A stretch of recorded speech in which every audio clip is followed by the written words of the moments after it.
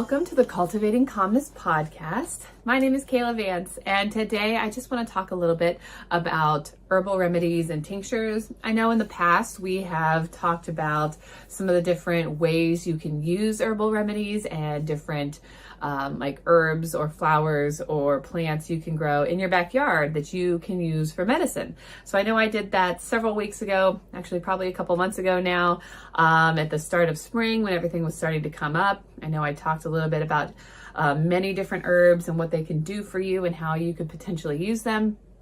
So today I wanted to give a little update and some of the things that I have made, how I have made them, learned from them, and use them in my home and in my life, and how you can do some of the same things too. So if you are watching, I have several of my products and several things here with me, and I will kind of show you what those things look like.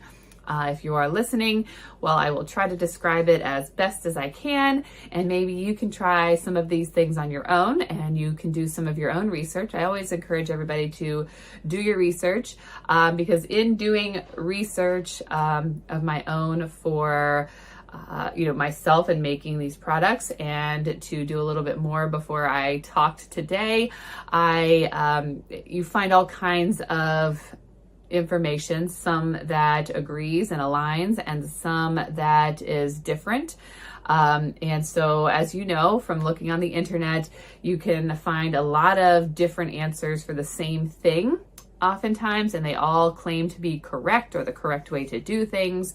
When they are generally the same, that's when I tend to, follow that path and that recommendation, and based on other people's experiences that I trust and learn from, that's kind of where I go. So I encourage you to do the same thing.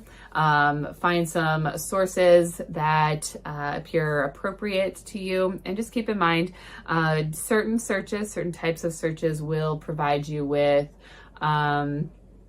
accurate information. Some that are more on the medical side or allopathic medicine side may make claims that herbal remedies and things are unsafe. Well, just as medications have pros and cons, herbal remedies can also have pros and cons.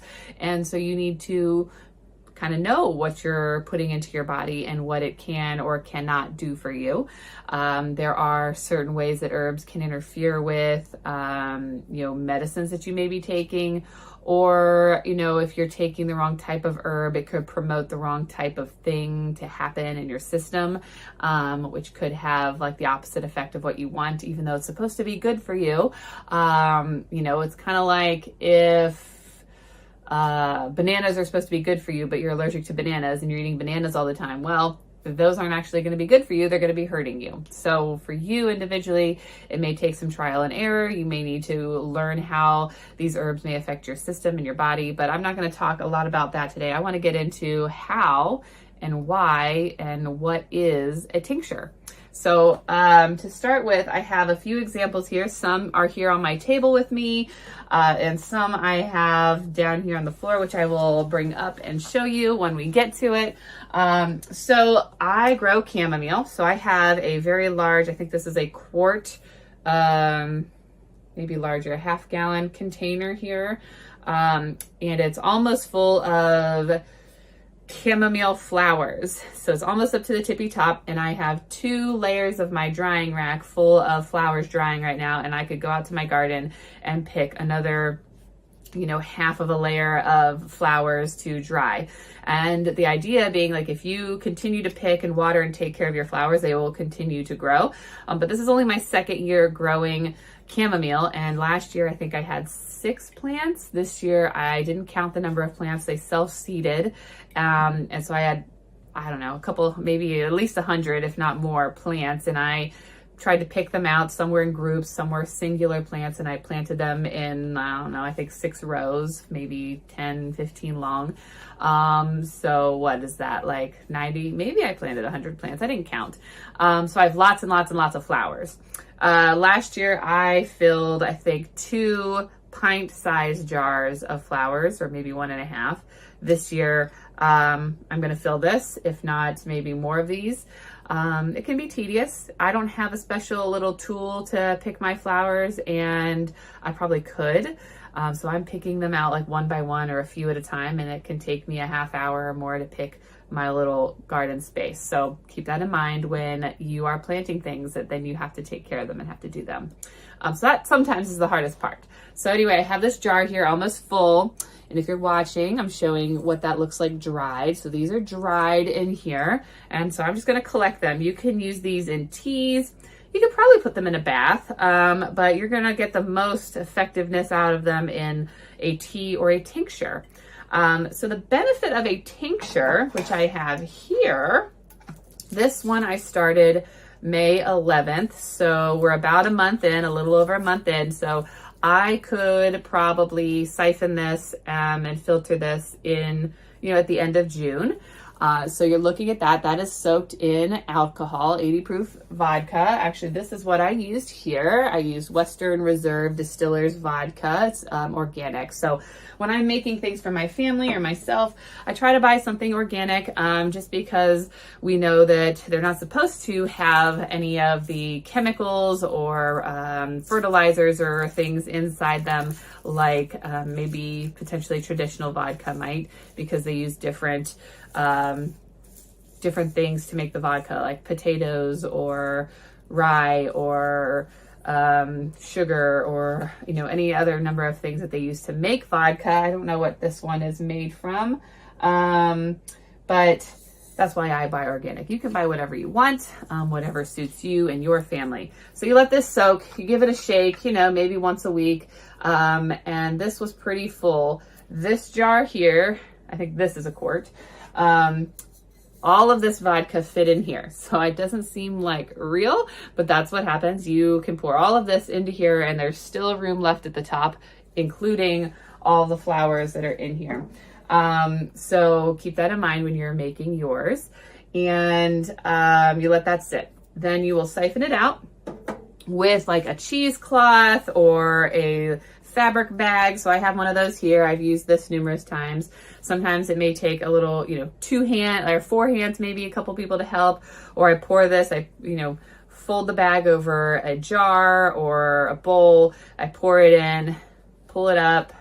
You can tighten the top of this bag here, cinch it in, or you can just, twist the top of the bag and then you start to squeeze out as much as you can. So when you're doing it by hand, you're only going to get so much out. You're going to squeeze it and you're going to try to get everything out that you can. And then what you have left are the spent herbs that you used in your infusion, your tincture. I also have an oil infusion that I will show you. So you can do that, and then you can compost what's left in here. I haven't tried using the herbs for anything else because they're soaked in alcohol, or if you make an oil infusion, they're soaked in oil.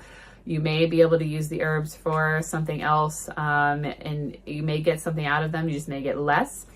The idea behind using a tincture is that the alcohol pulls out all the constituents, all the important nutrients and vitamins and whatever else you want to call them, constituents inside the herbs to come out into the vodka here. So this started out clear, and I'm holding up the chamomile now. And if you can see it, it is like a yellow, dark yellow, brownish color. And so that's what it's going to look like when I take all of the herbs out. And it's just sitting here pulling out all of the things that are necessary for you and me. And then you don't need as much of a tincture as you would, say, a tea. So I just went outside because I wanted to show you, and I picked freshly picked chamomile flowers. So that's what they look like. And sometimes I will rinse them, and see, I should rinse them because I just set these on my table and there's little tiny bugs on them. I didn't used to do that, but now that I realize that there are little tiny itty bitty bugs in here, you can't really see them until you lay them down and then they start to come out. You want to rinse them. You want to try to get those bugs out if you can. So I will rinse these, put them on a drying rack, and then they end up like this. Still pretty true to what they look like. They're just they're a little smaller, not as plump as they are fresh from the garden. So after, I get done today, I'm going to go pick the rest of these and get them dried, and water the garden because it's, almost 100. It's in the mid 90s all week this week here in Ohio. So these could die if I don't water them and take care of them. So that's kind of how you make a tincture. You pour, so let me back up. You get these fresh herbs. Now you can make a tincture with fresh herbs or dried herbs. I tend to use dried herbs. I don't think I've made any with fresh herbs. It's been a while since I've made one, but you can. Again, you want to clean them and then dry them and try to get as much water off of them as possible. Then you put them in a jar. You cover the jar with alcohol. And what you want to do is you want to try to have a 2-inch gap between the herb and the vodka. Now, what I've experienced though is that the gap ends up being at the bottom because the herbs end up being really light, and you want to crush up or grind up your herbs because there's more surface coverage with the alcohol and the herbs, and it helps to get more of those constituents out. I didn't really crush these, but I have crushed or made smaller other ones, and I can show you some examples of that. And you let this sit. Put it in a cool, dark place. So I put it in like a closet or what do you call it? A cabinet where you keep all your foods. And I go in there like once a week, give it a good shake, and let it sit some more. So about 6 weeks, you want this to sit, then you can take it out and you can put it into dark bottles. So right now this is in obviously a clear glass bottle. When you get done with it, you want to take it out and you want to put it in like a dark brown bottle to prevent light and pollution, like light pollution from getting in and kind of depleting the constituents in those herbs. So what else I have here is I just want to show you kind of what I make my own vanilla extract. So if you go to the store, the good ones are simply vodka and vanilla beans. But a lot of other ones will have artificial color in them, potentially even artificial flavor in them. I wasn't happy with that, so I started to make my own.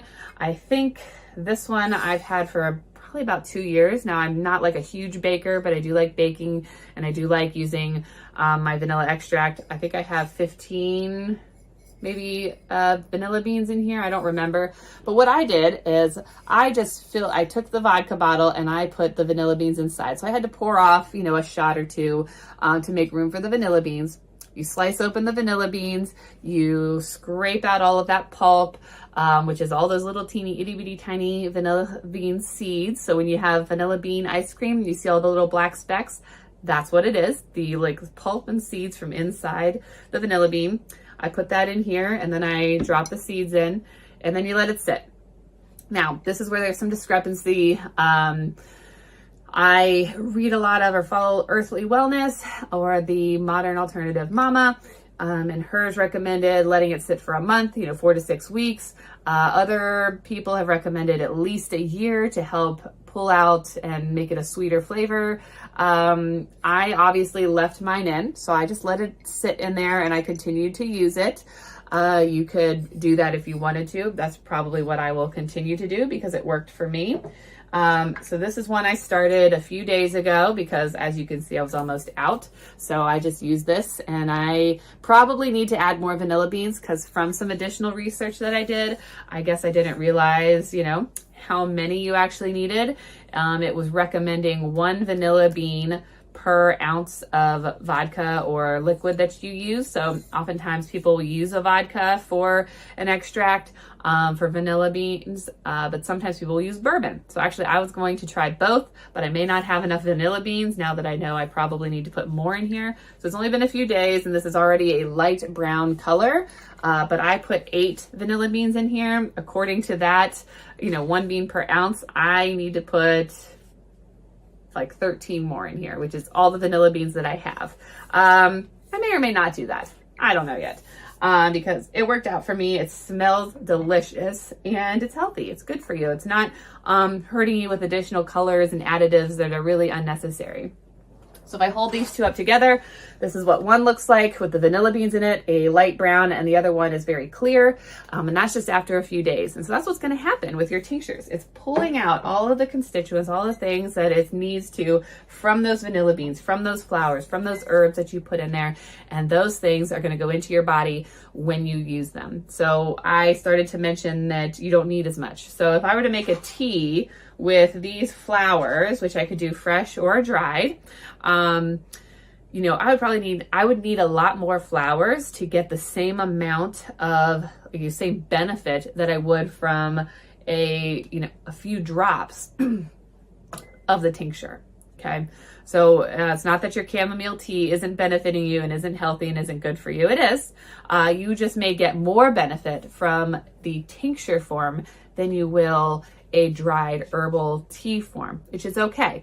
There are many, different ways of using herbs, and not everybody uses a tincture. But that is why tinctures have become really popular. They're very highly concentrated. You don't need as much. It can last you a long time. So I am preparing to do this chamomile. I'm going to probably do some more because my family uses a lot. It's good for gut healing, good for relaxation. It's an anti-inflammatory, good for digestion. It helps control blood sugar. There's lots of benefits from it. So I want a lot of that for my family and for my friends who may want some. So I just use these for personal use, and a lot of people sell what they make. I'm not there yet. Maybe one day I will. So some other ones that I have going right now, I have Echinacea. So this one is pretty thick in here. It probably could have used some more vodka in here, and actually some of when it sits, it gets fully covered, but when I shake it up, it takes a minute for everything to settle down. So it probably needed less of the Echinacea in here and more of the vodka because it is a little full. You can kind of see that in the video. But it is a very dark brown color, and this is good. A lot of immune help. It can help with mood. And let's see, I started this at the beginning of April, so I could probably take care of this one here now. I started this dandelion one at the beginning of May, so yeah, we're getting right about the time where I could take this out. So this is a dandelion tincture. This is all parts of the dandelion. This is roots, leaves. There should be flowers in here, but I am not. Oh, yes, there are flowers. You just can't see them because they're covered in dark colored vodka. So I did not crush up the roots. So I broke them up into chunks. So if I had broken them up into smaller pieces, I would have had more effectiveness from those roots, probably pulled out more from those roots, but I didn't do that. So just for future, you could do that if you wanted to. And when you pick herbs, you want to try to get them from places that aren't sprayed, that don't have chemicals. So I don't use chemicals in my yard. I think my neighbors might use chemicals. So I try not to pick things close to the border of my yard or the road because, there's lots of just stuff that comes up from the road, especially in the winter. And, I don't really want that in herbs that I'm going to put in my body. So I pick a lot of these from my backyard. We get tons and tons and tons of dandelions in our backyard. I'm sure my neighbors are thrilled about that. So lastly, I'm going to tell you about oil infusions. So this one here that I'm holding up is an olive oil infusion. It is like a yellowish. Now it's not too much different, I think, than what olive oil looks like. I did not grab a sample of olive oil that I used. And these are calendula flowers. So they're like an orangish yellow. There can be other colors for calendula flowers. I planted them for medicine. Actually, and I separated this probably a few weeks ago. So I need to get this into a dark container. For that reason I already explained. Same thing can happen with oil infusions. And then keeping it in a cool, dark place. So there are a couple of ways of doing oil infusions, hot and cold. I chose to do hot because I wanted it to happen faster. I guess I could have done it cold because I haven't done anything with it yet. My bad. But such is life. So I took about this many flowers, maybe a little less, and then I covered the jar of flowers with the oil. And then what I did is I took the jar and I put it in my crock pot with hot water. Now I set a silicone pad underneath it so that the glass wasn't on glass and getting hot. And I let it sit for a couple days. Some say you only need like a couple hours. The crock pot, doesn't boil. It's just a steady hot temperature. Now, if I had put it on the stove, I could have only done it maybe for a few hours and let it boil and kept an eye on the water level. But I did I think I did like 2 solid days of it on medium to medium heat, low to medium heat, I think, and let this heat up. And it pulled out the constituents from the flowers, put it into the oil, and you can use the oil on your skin, in a lot of herbs and balms and salves and like all those kinds of things. You could do a tincture with calendula. You could put them in detox baths because they're a good way to detox. And you can get, like, to make a salve, you would need some other ingredients with this oil, like beeswax and maybe some like shea butter. It depends on what you like to use to make your lotions and rubs. And then when you have scratches and itches and boo-boos and things like that, you can put this on, and it will really help your skin. Internally, it can help with being anti-inflammatory and with vitamins and a whole bunch of other things. The Modern Alternative Mama has a lot on her website about the benefits of calendula, and she has a lot of calendula in many of her products from Earthly Wellness. I do have a lot of those, so you can check out my website or my affiliate link if you'd like to explore more of her products. But I learned a lot from her and how she's made things over the years. And, I trust her recommendations and the things that she does, but along with many other organizations that make products as well. So this is an oil infusion. You can do it hot like I did. Cold would be cover the herbs with the oil and then stick it in the closet, just like the tinctures. Shake it once a week or so, and in 4 to 6 weeks or so, take it out. So you can do it either way.